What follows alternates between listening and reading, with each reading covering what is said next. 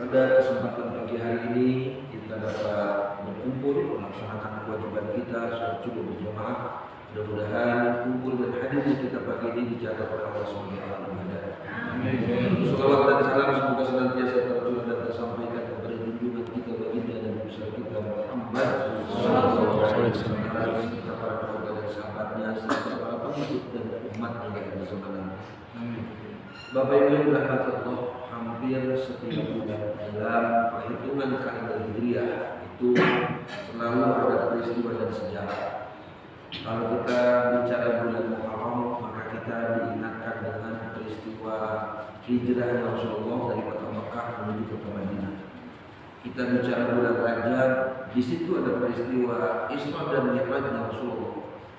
Kita bicara bulan Ramadan, ada peristiwa turunnya Al-Quran di bulan Ramadan, atau yang sering kita sebut dengan Nuzulul Quran. Kita bicara bulan Dzulhijjah, maka di situ ada peristiwa haji dan peristiwa kurban. Begitu pula ketika kita bicara bulan Rabiul Awal, maka kita diingatkan dengan peristiwa lahirnya baginda Rasulullah, atau yang sering kita sebut dengan Maulid Nabi. Ada pertanyaan begini, Pak. Kenapa Nabi Muhammad itu kan manusia istimewa. Nabi Muhammad Rasulullah itu manusia mulia. Kenapa Nabi Muhammad dilahirkan di bulan Rabiul Awal, yang menurut kebiasaan, adat kebiasaan orang-orang Arab, Rabiul Awal itu bulan biasa, bukan bulan istimewa, apalagi bulan mulia. Mestinya kalau Quran kita, Nabi Muhammad manusia mulia, paling enggak lahirnya di bulan mulia. Seperti misalnya bulan Ramadan, bulan di mana bertabur pahala, Allah ampuni segala dosa. Atau misalnya di bulan Rajab atau bulan Muharram, bulan-bulan yang dimuliakan Allah. Justru kenapa Nabi Muhammad itu dilahirkan di bulan Rabiul Awal, bulan yang menurut adat kebiasaan orang Arab bulan biasa, bukan bulan istimewa. Begini Pak Bu, kalau nanti pulang hajinya ada anak-anak nanya begitu, jawabnya yang pas. Kadang-kadang jangan ngomong jawab segala begitu lu tanyain, itu mau jadi pokoknya. Itu mau jawaban, jawaban nyari selamat begitu. Jadi Nabi Muhammad mah dilahirkan di bulan apapun, beliau akan tetap mulia. Jadi sebab Nabi Muhammad itu mulia bukan karena bulan. Beda dengan kita manusia biasa. Kalau kita manusia biasa, kita tuh dihormati orang, dimuliakan orang karena ada unsur dari luar. Ada orang yang dihormati orang karena pangkat, jabatan dan kedudukannya. Ya, karena dia punya pangkat, karena dia punya jabatan, orang hormati dia. Jadi lurah misalnya. Orang kata dia orang lurah. Lurah apa? Ini acara maulid misalnya, datang belakangan, tetap aja duduk di depan. Ya, kenapa? Dia orang lurah.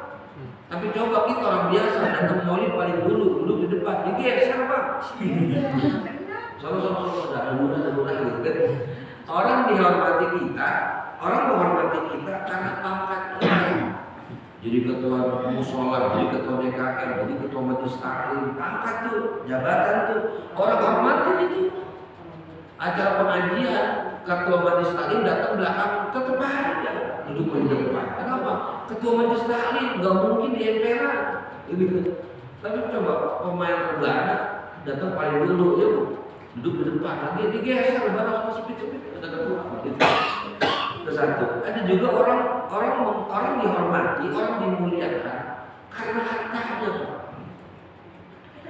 Karena dia punya harta, orang kaya, duitnya banyak. Orang yang bares, orang yang royal, karena pelit, dihormatin tuh. Kenapa? Karena hartanya, kan gitu. Walaupun maaf ya, sekolah juga gak lulus tuh orang. Sekolahnya gak lulus, tapi karena duitnya banyak, orang hormatin dia Pak. Kan gitu.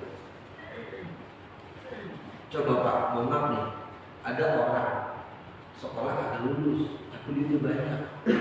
Kita nggak berani Pak manggil namanya, canggung, jengah. Padahal ya, maaf ya, orang yang gagal lulus, tapi nggak berani kita manggil nama dia karena orang kaya. namanya Ahmad. Kita nggak pakai Ahmad, manggilnya bos. Mana bos? Orang kaya. Jangankan nama Pak, mohon maaf. Ya kalau orang kaya, Pak, kentut aja masih dihargain. Ya jangankan omongannya, kan ada bahasa begini. Kalau kita miskin, kata-kata bijak kita itu terdengar seperti kentut begitu. Tapi kalau kita kaya, kentut kita terdengar seperti kata-kata bijak. Ya karena memang orang kaya, Pak, kentut juga harus dihargain. Bapak ngaji di pengajian, duduk di samping kita, Pak Haji orang kaya, kentut. Apa kita bilang? Ya betul. Iya, oh berarti Pak Haji masih sehat. Tuh orang kaya kentut. Kita kata gitu, Pak Haji masih sehat. Gitu. Coba kalau kita kaya di samping kita, hati-hati orang miskin duduk samping kita, kentut habis lagi mati. Sama miskin kentut habis kan begitu.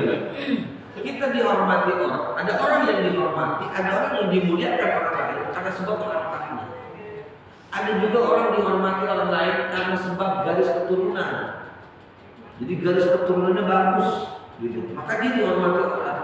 Orang hormat sama dia karena anak tokoh masyarakat. Orang hormat sama dia karena Pak Haji. Orang hormat sama dia karena anak lurah, gitu. Tapi Nabi Muhammad enggak begitu, Pak. Nabi Muhammad mulia bukan karena pangkat, bukan karena jabatan. Nabi Muhammad mulia bukan karena harta. Nabi Muhammad mulia bukan karena garis keturunan. Nabi Muhammad mulia bukan karena bulan. Tapi Nabi Muhammad mulia karena dimuliakan oleh Zat yang Maha Mulia. Siapa? Yaitu Allah Subhanahu wa Ta'ala. Jadi Nabi mau punya pangkat atau tidak, punya harta atau tidak, tetap Nabi memulia. Jadi Nabi mulia bukan karena bulan, bukan karena harta pangkat jabatan, tapi Nabi mulia karena memang dimuliakan oleh Zat yang Maha Mulia, yaitu Allah Subhanahu wa Ta'ala. Jadi jawabannya Nabi mau diberangkatkan bulan apa juga mulia aja deh, Mak. Emang udah mulai dari sononya, udah dimuliakan nama Allah sama Zat yang Maha Mulia, gitu ya. Makanya kita Pak nih justru malah sebaliknya. Bukannya Nabi mulia karena bulan, tapi bulannya yang jadi mulia gara-gara Nabi lahir di situ. Bukannya Nabi mulia karena bulan, tapi Rabiul Awalnya yang ikutan mulia karena Nabi lahir di situ. Maka nih Pak Bu, catatan kuliah subuh pagi hari ini, ingat ini Pak Bu. Ntar pulang tulis bikin status. Iya kan sekarang status aja Pak. Ibu itu sama tuh. Mau pengen aja nih, berdandan rapi, foto cekrek. Tulisin bahwa OTW ngolin gitu, biar orang tahu gitu udah ngolin. Sampai di majelis taklim tuh foto lagi tuh, berkumpul sama nenek-nenek, foto lagi cekrek. Tulisin bawahnya berkumpul dengan Buddha solehah. Emang dia punya status kan? Jadi catatan kuliah subuh pagi ini, ingat segala sesuatu yang berkait dengan Nabi Muhammad maka dia menjadi mulia. Jadi segala sesuatu yang berkait dengan Nabi Muhammad, segala sesuatu yang terkait dengan Nabi Muhammad maka dia menjadi mulia. Contohnya tadi tuh, bulan Rabiul Awal yang tadinya bulan biasa, gara-gara Nabi lahir di situ, maka Rabiul Awal jadi mulia dengan kelahiran Nabi Muhammad di bulan itu. Kenapa Rabiul Awal jadi mulia? Kenapa Rabiul Awal jadi istimewa? Karena dia berkait dengan Nabi Muhammad. Nabi Muhammad lahir di situ, gitu Pak. Makanya kita mesti mengaitkan diri dengan Nabi Muhammad biar kita mulia.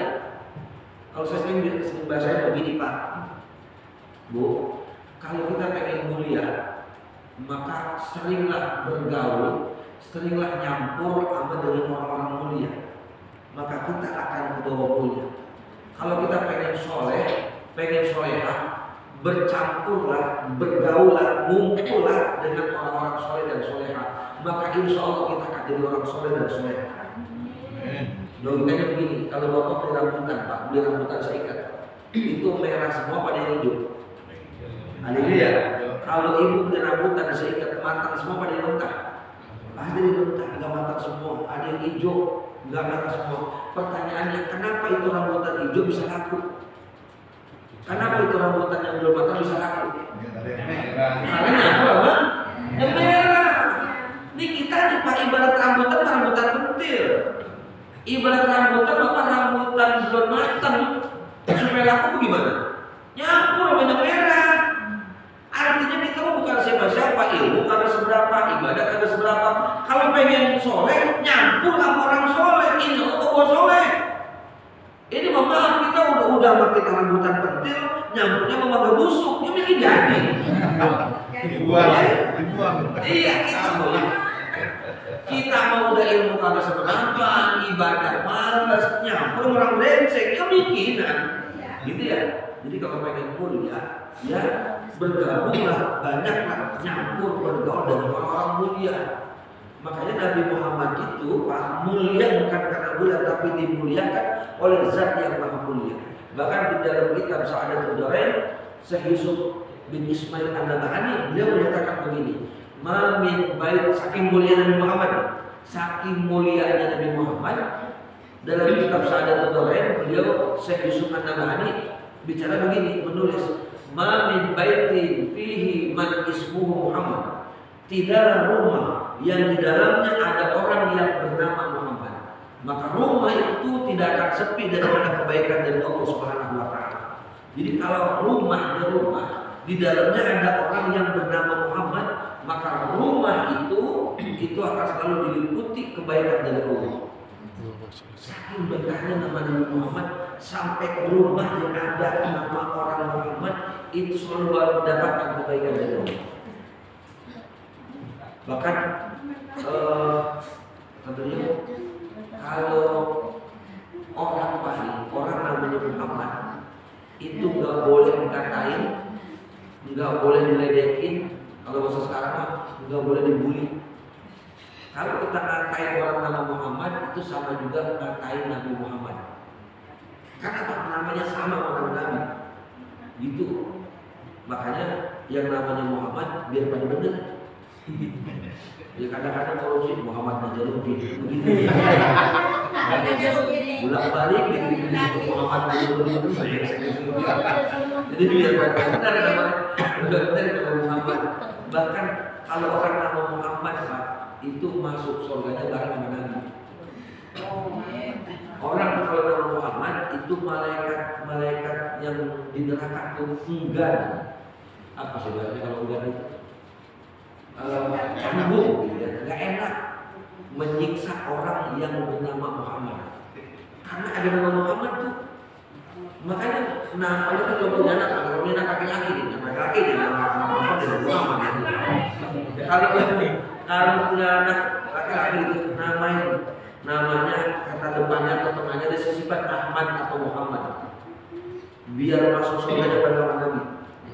Anak saya laki tiga depannya Muhammad semua. Iya, tawaran kan harus itu. Makanya terpulang aku bilang sama suami, Pak, nama besok saya bikin bubur putih, Pak. Tambahin sama dia, gitu lah. Dia makan, dia namanya Sutejo, namanya Muhammad Sutejo, gitu. Nggak nyambung. Tawaran sama Nabi, gitu ya. Jadi segala sesuatu yang berkait dengan Nabi Muhammad, maka dia menjadi mulia. Makanya kalau kita orang Muslim ada minimal kan ada tulisan ada kaligrafi itu Allah dengan Muhammad. Minimal kalau orang Muslim ada tuh tulisan Muhammad. Beli kaligrafi, beli tulisan tulisan Allah dan Muhammad biar berkah rumah kita. Bikin kalau banyak cakep ya setengah. Kalau bikin cakep sekalian supaya rumah kita berkah ada tulisan Muhammad itu. Gitu. Dulu di zaman Nabi Musa ada anak muda. Anak muda maksiat aja 200 tahun. Hidupnya berlumur dosa, bergelimang maksiat. Pokoknya dia mulai hidup maksiat aja anak muda. Tiap hari bikin maksiat, tiap hari bikin dosa. Pokoknya dia udah boros banget sama dosa. Sampai ya pokoknya udah brengsek lah di kampung, apa aja udah ujian. Sendal hilang dia, jemuran hilang dia, keran musola hilang dia juga terjolong. Oh udah pokoknya sudah ribut udah nggak kerja itu orangnya gitu. Sampai satu hari rupanya dia pendek umur.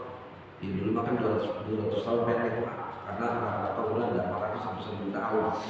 200 tahun musuh. dia meninggal dunia. Begitu diumumin di musola, inna lillahi wa inna ilaihi raji'un, telah berpulang rahmatullah fulan bin fulan. Itu orang kampung dengan anak muda meninggal, Pak, pokoknya sedih malah pada gila. Alhamdulillah Pak, sudah itu bocah. Itu berangkat Pak. Pokoknya aman dah kampung kita dari dia. Yang kalau benar sih. Sampai saking bedetnya orang kampung, Pak, itu jenazahnya nggak dikubur. Itu dibuang aja tempat sampah, dibuang tempat sampah. Kenapa? Hidup kotor, matinya mengotori tangan kita. Lalu buang aja Pak, nggak dikubur, dibuang ke tempat sampah. Begitu dibawa ke tempat sampah, ini akhirnya kemudian dipungut sama Nabi Musa, diurusin, dimandiin, dikapanin, dikubur selayaknya manusia. Dan itu membuat heran umatnya. Nah itu Nabi Musa, apa diurusin itu banyak? Nggak tahu aja itu yang kalah meninggal. Itu berdebat sama dia. Akhirnya mereka tanya, ya Rasulullah ya Nabi Allah, apa gerangan yang menyebabkan anda lulus di jenazah? Apa anda nggak tahu ini meninggal yang kalah atau maksiat? Amal apa yang dia kerjain sehingga anda mau mengurus jenazahnya? Kata Nabi Musa, begini, saya dapat perintah dari Allah disuruh mengurus jenazah yang terkena. Adapun amal ibadah yang saya lakukan, jadi menurut informasi dari malaikat Jibril, ini anak muda dulu, emang dia tukang maksiat.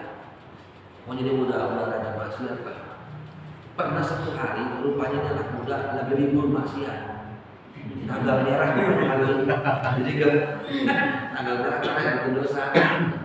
Begitu lagi di rumah, lagi selisah, dia buka kitab Taurat. Dalam kitab Taurat itu ada tulisan Muhammad, ada tulisan nama Nabi kita. Begitu dia buka kaget, siapa itu orang? Saya baru dengar ada orang nama Muhammad. Dia baca nama Muhammad di dalam kitab Taurat, bergetar hati. Dia dalam hati berkata, ya Allah, ini siapa orang Muhammad? Lalu saya melihat tulisan namanya aja, saya udah terpesona, udah bergetar hati saya. Tapi dia minta, ya Allah, kalau Muhammad ini seorang Nabi, jadikan saya sebagai pengikutnya. Kalau Muhammad seorang Rasul, jadikan saya sebagai umatnya. Itu Pak, dia kalau dia mau tidur, itu tulisan Muhammad dalam kitab Taurat itu diolesi minyak wangi. Kalau dia mau tidur, dicium aja. Kata Allah, sebab dia memuliakan tulisan Muhammad, kata Nabi Musa, maka Allah memuliakan ini anak muda. Itu memuliakan tulisannya doa. Makanya segala sesuatu yang berkait dengan Nabi Muhammad, maka dia menjadi mulia. Itu makanya kita mesti mengaitkan diri dengan Nabi Muhammad agar kita menjadi mulia. Dan alhamdulillah kita sudah berkait dengan Nabi Muhammad. Di mana kaitan kita dengan Nabi Muhammad? Kaitan kita adalah kita jadi umat Nabi Muhammad. Kita jadi pengikut Nabi Muhammad. Ada kata Muhammad setelah kata pengikut. Itulah yang menyebabkan kita menjadi mulia di hadapan Allah melebihi daripada umat-umat yang lain. Jadi kita menjadi mulia karena Allah nih. Sebab kita jadi pengikut Nabi Muhammad. Artinya kita beriman dengan ajaran yang dibawa Nabi. Itu yang menyebabkan kita mulia di hadapan Allah. Gitu ya. Makanya kita bersyukur Pak ini. Sekarang nih, walaupun sekarang udah terakhir, udah selesai bulan Maulid, udah habis, udah masuk bulan Rabiul Tsani, bulan akhir. Tapi orang masih tetap mengadakan peringatan Maulid. Orang bikin Maulid itu Pak, bukan cuma sekadar memperingati kelahiran, tapi sebenarnya mereka bersyukur dengan satu hal yang istimewa. Apa itu? Jadi pengikut Nabi Muhammad. Artinya kita mengaitkan diri kita dengan Nabi Muhammad. Maka kita menjadi manusia yang dimuliakan oleh Allah sebab kita jadi pengikut Nabi Muhammad. Ada keterkaitan kita dengan Rasul. Itu makanya ini ya peringatan Maulid yang dilaksanakan orang itu berusaha pada segala dalil. Kenapa? Bukti tanda syukur kita. Karena kita jadi umat Nabi Muhammad, maka kita dimuliakan oleh Allah Subhanahu wa Ta'ala.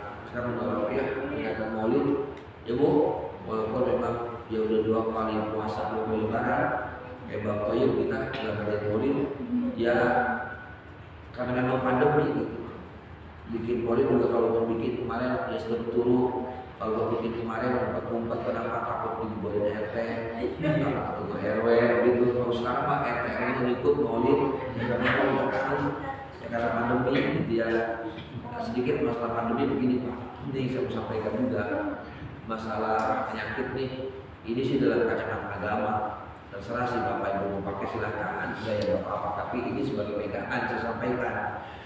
Masalah penyakit begini kata Nabi, la adwa wala tirah. Tidak ada penyakit menular dan tidak ada kematian kebinasaan yang disebabkan oleh burung gagak.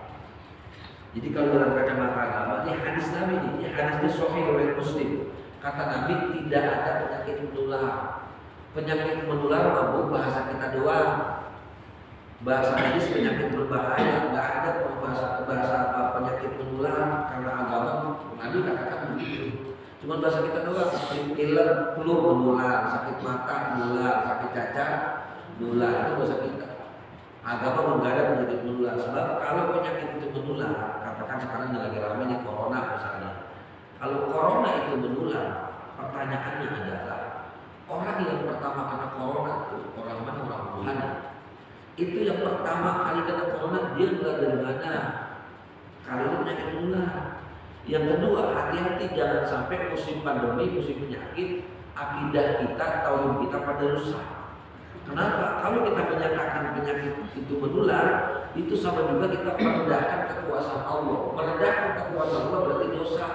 Kok merendahkan kekuasaan Allah? Ya iyalah, emang Allah nggak sanggup ngasih penyakit sama orang suka mulia sekaligus. Sekaligus kasih, nggak pakai dikeluarin. Penyakit pakai dikeluarin Allah nggak sanggup begitu. Bapak ini gara-gara wabah, tauhid jadi pada rusak. Kemarin musim orang meninggal, dia berapa aja tuh, dikit-dikit kita lahir, dikit-dikit kita lahir. Begitu diumumin ini lahir, kita bilang begini, ada orang yang lagi itu lah berbulan rahmatullah bulan bin bulan. Kita bilang begini, tuh dia mati gara-gara covid, begitu. Itu kalau kita mau dia mati gara-gara covid, rusak akidah kita. Orang mati gara-gara corona. Corona apa? Bukan sebab. Corona itu bukan akibat. Corona cuma sebab.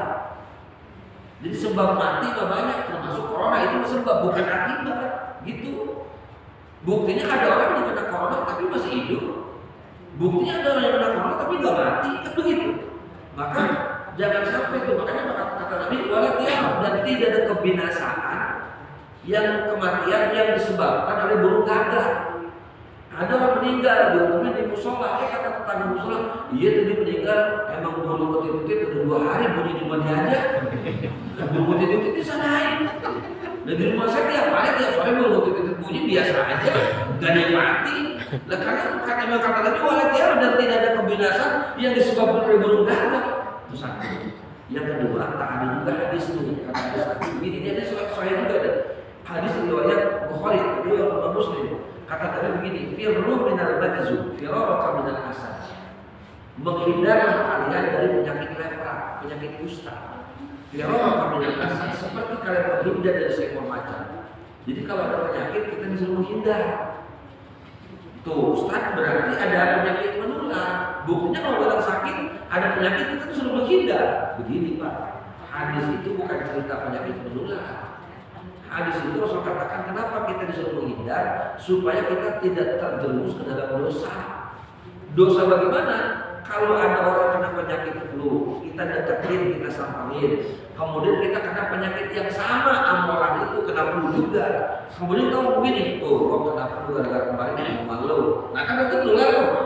Itu kalau kita ngomong begitu sama juga merendahkan kekuasaan Allah. Dosa ada terusnya. Nih gua kena corona gara-gara lu kemarin. Boleh, karena penyakit kata Nabi tidak ada yang menular. Maka menyikapi penyakit terutama corona begini Pak. Corona itu ada, dan penyakit ada nih. Dari mana? Dari Allah. Corona ini ada, penyakit ini ada. Dari mana? Allah yang bikin. Terus kata Nabi, la adwa tidak ada yang menular. Jadi nggak usah panik. Penyakit ini corona ada, yang bikin Allah dari Allah dan nggak menular kata Nabi. Maka Pak, karena penyakit ini ada, supaya kita tidak terjerumus dalam dosa. Kalau ada orang sakit, kita jangan deketin. Kalau ada orang sakit, kita hindari. Atau kalau ada yang sakit, jangan berkeliaran. Lagi sakit berkeliaran, gitu, jangan. Ntar begitu ada orang kena penyakit yang sama dengan kita, hari dia udah ngomong, gue berkeliaran sama lu, jangan. Gitu. Jadi kalau ini ada, makanya yang kedua tetap ikuti aturan kesehatan. Protokol kesehatan pakai masker, tetap jaga jarak, cuci tangan, ada gitu. Jadi makan dong dan terus kalau vaksin gimana Ustaz? Kalau vaksin nih, kalau Bapak yang benar yakin sama vaksin, silakan vaksin sebagai usaha untuk sehat. Tapi kalau nggak yakin sama vaksin, jangan. Ya kadang-kadang ada orang yang kagak yakin sama vaksin, dipaksa suruh vaksin. Ya kan mikirin dia. Ya gua makin ya mati gara-gara mikirin vaksin. Jadi kalau mau yakin silakan. Kalau nggak yakin ya jangan. Itu. Yang penting yakin buat sehat. Kadang-kadang sekarang vaksin bukan buat sehat, buat naik kereta, buat usaha mall, begitu. Ya makanya kalau yakin silakan. Kalau nggak ya jangan. Terus pertanyaan begini kenapa? Ustaz udah vaksin belum? Gitu. Sebab ada zaman yang ngomong begini, saya kalau Ustaz vaksin, saya ikut vaksin. Kalau Ustaz kagak vaksin, justru kagak vaksin. Nah, lu vaksin ikutin Ustaz. Kalau vaksin aja lagi, jangan harus menggah juga sih. Ngomongnya kalau Ustaz vaksin, saya vaksin. Kalau Ustaz nggak vaksin, saya nggak vaksin. Kan sama juga Ustaz diizinkan uji percobaan. Jadi sama juga ngomong gini, kalau Ustaz vaksin, habis vaksin Ustaz sehat, saya ikut vaksin, kan begitu. Kalau Ustaz vaksin, habis vaksin pojokan, ya saya nggak vaksin. Kan sama juga ngomongnya. Dijawab aja Ustaz. Gitu ya. Saya bukannya nggak mau vaksin Pak, belum vaksin. Tapi bukan nggak mau, beda. Nggak mau sama belum beda. Kalau nggak mau Bapak diupain berapa juga enggak. Emang nggak mau. Udah Pak vaksin kan, habis vaksin bisa kepol. Enggak, gue memang nggak mau, tetap aja nggak mau diupain sejuta ya enggak. Beda kok enggak. Itu namanya nggak mau. Kalau belum, kenapa belum kan? Sebelum divaksin kan kita di tensi darah dulu. Diperiksa darah. Terlalu tinggi nggak boleh, terlalu rendah nggak boleh. Ditanya Ustaz punya komorbid nggak, punya penyakit bawaan nggak, gitu. Ya saya jawab, saya punya lambung. Ya ini jadi vaksin. Ya maka saya ngomong, ya saya punya lambung. Ya kalau mau punya lambung, saya ikhlas kita. Nggak usah jalan. Ya ini kan nggak jadi divaksin. Ya jadi masalah penyakit. Yang kedua nih, dulu Syekh Nawawi bin Umar Al-Bantani pernah cerita bahwa satu saat pernah Nabi Musa sakit. Nabi Musa sakit gigi. Begitu sakit gigi lapor sama Allah. Begitu lapor, kemudian dikasih tahu obatnya tuh di gunung anu ada pohon ambil daunnya. Berangkat Nabi Musa, dia cari pohonnya, dia makan daunnya, sembuh sakit giginya. Begitu sakit giginya sembuh, sehari dua hari, sebulan lamanya sakit giginya kumat lagi.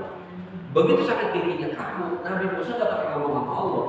Langsung dia berangkat ke gunung yang sama. Kenapa? Sebab logikanya dia pikir penyakitnya sama, pasti obatnya. Nah, kayak kita kan begitu. Kita sakit parah nih, minum obat, minum borek panas. Begitu besok sakit parahnya kumat, minum apa lagi? Dia borek lagi, sebab kita pikir sakitnya sama, pasti obatnya sama. Gitu. Ya maaf nih, kita dulu obat sama borek dulu apa? Orang tua kita dulu. Ya zaman saya kecil obat bodrek dong apa dia? Ya apa aja bodrek kita dulu. Sakit kepala bodrek, bujang bodrek, pegal-pegal bodrek, sakit bodrek, sakit mata bodrek, sampai ayam sakit kasih bodrek. Ayam sakit pun yang digeplekin bodrek gimana? Mantul betul ya mau obat itu doang dulu nah sampai ada nenek-nenek maki-aki Pak Lidin dari bodrek. Dulu kan Bu utang nenek kan namanya utang dipon, utang dipon. Itu yang ada tali jadi nenek itu ada kantong kedua tuh. Itu utangannya begitu, itu kancingnya gede-gede bener tuh. Kancing utangnya itu kancing utang neneknya copot tuh kancing utangnya. Ditaruh di kolam, tahu nggak kenapa? Bleger. Dulu kan dulu rumah bilik kan ada tulangnya, itu taruhnya kolam tuh. Itu di kolam taruh apa aja tuh, barongan, benang, jarum, kuning, apa aja taruh di kolam. Itu Pak, Bu, kancingnya kan copot dari jadi taruh di kolam. Nah aki-aki sore-sore beli bodrek buat persiapan kalau mau kalah. Beli bodrek satu, taruh di kolam juga. Begitu malam sakit perutnya keluar, kan belum ada lampu, belum ada bisa remang-remang. Begitu sakit pala dia kan tadi persiapan soalnya punya bodrek, dia jalan di kolam dengan kayak ketemu bulat-bulat. Begitu ketemu dia bilang air dia minum. Begitu besok pagi-pagi tidak ada nenek teriak-teriak. Kata dia, kancing gua kemana ini? Dia jadi udah ketemu. Kata kakek, lu ngapa sih? Kita berikan aja. Kata dia, saya naruh kancing bang di sini, saya cari nggak ketemu. Malah namanya bodrek. Gitu jodohin kakek. Kata kakek lah, bodrek. Berarti ini malam gua minum apaan? Orang bundel-bundel, ternyata tuh kakek minum kancing semalam. Jadi walaupun minum kancing, sakit toiletnya sembuh. Kenapa? Emang sugestinya bodrek. Emang lu mau obat apa aja bodrek. Akhirnya tuh kancing nenek-nenek atau diganti pakai bodrek gitu. Jadi begitu Nabi Musa makan obat yang sama, nggak sembuh pak. Yang sakit gigi pertama sembuh, yang kedua udah sembuh. Sampai akhirnya itu baru waktu Musa, kau pikir sakitnya sama, obatnya sama. Ternyata kata Allah, yang pertama sembuh, yang kedua udah sembuh. Padahal sakitnya sama, obatnya sama, obatnya sembuh. Kenapa yang pertama sembuh, yang kedua enggak? Kata Allah, Fa'idhal malintu bahwa yasmin, kalau aku sakit Allah yang menyembuhkan. Begitu. Jadi kalau sakit, kalau ada penyakit, tetap wajib berobat ke dokter harus. Tapi jangan kemudian berpatokan bahwa dokter sebagai penyembuh, obat sebagai penyembuh. Allah tetap yang menyembuhkan. Gitu ya, kita kadang-kadang begitu tuh suka merekomendasi kita sakit, puyeng, meriksa ke dokter itu tuh dokter babi ya, dokter babi. Jalur. Dokter Aris di jalur, yang injeksi mulu kita apa nih kita injeksi. Saya tiba minta vitamin, bukan nggak cuma minta vitamin pada sini enak, Ustaz tiba minta vitamin dijeki juga, habis pakai sepan bolong.